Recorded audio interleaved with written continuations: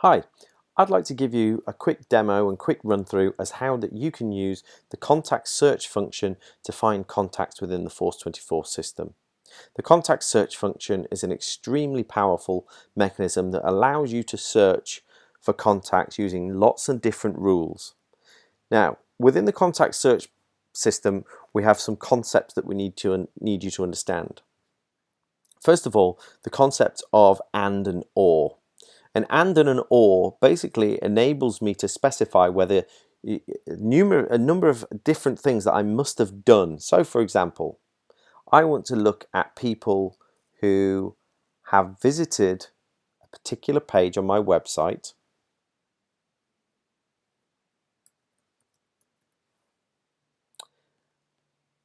or have clicked an email campaign. Any email campaign is fine. Now, as hopefully what we can understand here is that using the terminology, I want to find people that have visited a page on our website that contains Force24 or have clicked an email campaign.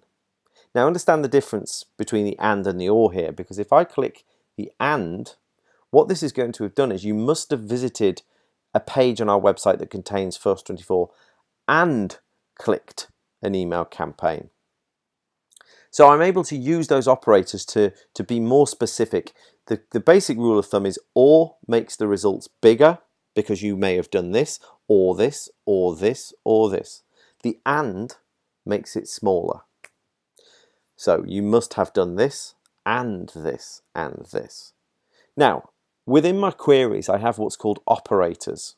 And these operators enable me to change the context. So, for example, I'm looking at activities web URL must equal exactly http://www.force24.co.uk. That will only find people that have specifically visited that URL. Or I may wish to say, well, no, it must just begin with that. So it will only find people that have visited pages on our website that are specifically on our www.force24.co.uk part of our site. I'm allowed to say it contains anywhere that term must be contained. I can say doesn't contain, so it's going to look for people that haven't been to URLs but have not visited that particular page. It's quite easy. So what happens if I get stuck? If I get stuck, I speak to one of my account managers. My account managers are able to build queries for me. They can then use this save function and it will appear in this list here. So let me do one here. And all you do is you simply take the name of the list that the account manager gives you and you hit this set selected button, which replaces whatever you've got on your screen with what the account manager's saved here. And as you can see, what I'm looking for here is people with a lead score between 40 and 69 and are in the marketing list, is not in the marketing list in current discussion, and is not in the marketing list competitors. So if I hit filter, I've got 142 people in that position. That's great. So if I hit this append selected, what it'll do is it'll add the query the account managers or you've created onto the bottom of my existing query. And as you can see, what it's done is it's created a group. And that group means that it will consider everything in there and everything in there. So I obviously don't want to do that. Let me reset. I just want to use my hot prospects. Set selected. Now, within these options that I can search for, I have anything that starts with the word activity. And an activity is something the user's done. Visited a page, come from a certain website, therefore has a particular referrer, has opened an email, clicked an email, whatever it may be. And you'll see occasionally where you have a date. Wherever you have a date, you have a date relative. Now, let me just explain what date and date relative is, and let's do that in the context of birthdays first. So, I'm going to come to birthday. I may have missed it. I can type it in, birth date. There we go. I've got birthday and birthday, relative.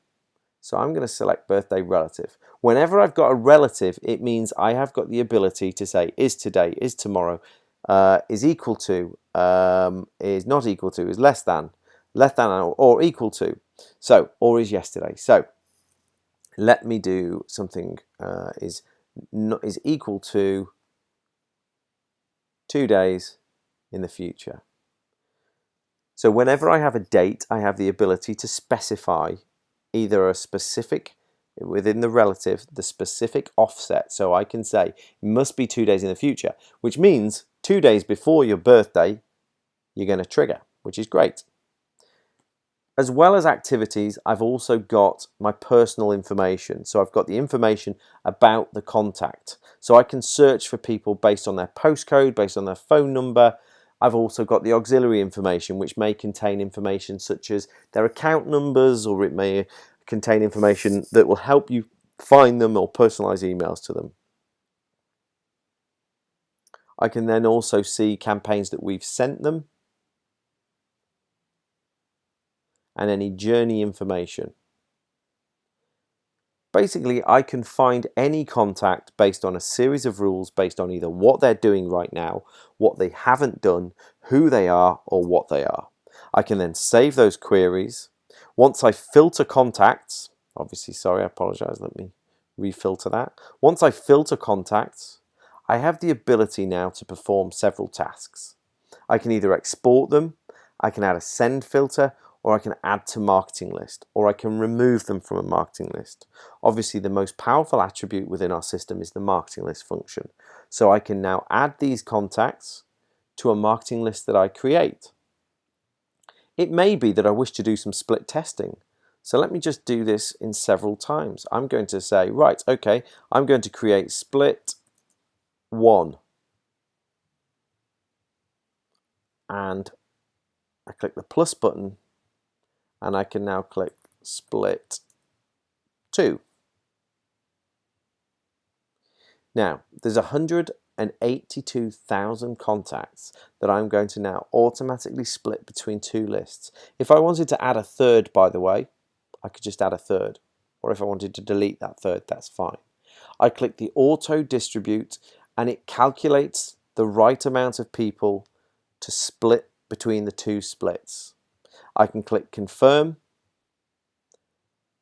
and this dialog box now tells me that the marketing lists split 1 and split 2 have now been created, and the contacts are now being transferred. Now, the thing is, we use a platform, within our platform we use background processing. And what background processing does is it means we can manage a huge amount of data processing without disrupting the user's interface experience. So rather than making you wait whilst we process it, we let you go about your business whilst the system processes that data on your behalf. If I click back on the Your Data page, I'll be able to see the split 1 and split 2 that I've just created, and at the moment you'll see that I've got no contacts within them. But if I wait a few more minutes and I hit refresh, I'll start to see the contacts coming into this list nice and quickly. If I've got a problem and I've built a query and I want to get my account manager to test it, what I can do is I can just copy the URL. The URL contains all the information of the parameters and everything you've done in here. So if you want us to see exactly what you see, you can either save the query or you can copy this URL and paste it into here to show your account manager. Your account manager can then advise you as to what you're doing, whether it's correct or whether it's wrong. I hope that's given you a very quick introduction as to how contact search works. Obviously, it's an extremely powerful tool, and if you need to get more understanding, we're happy to train you at any time. Speak to your account manager, and we're always here to help. Thank you.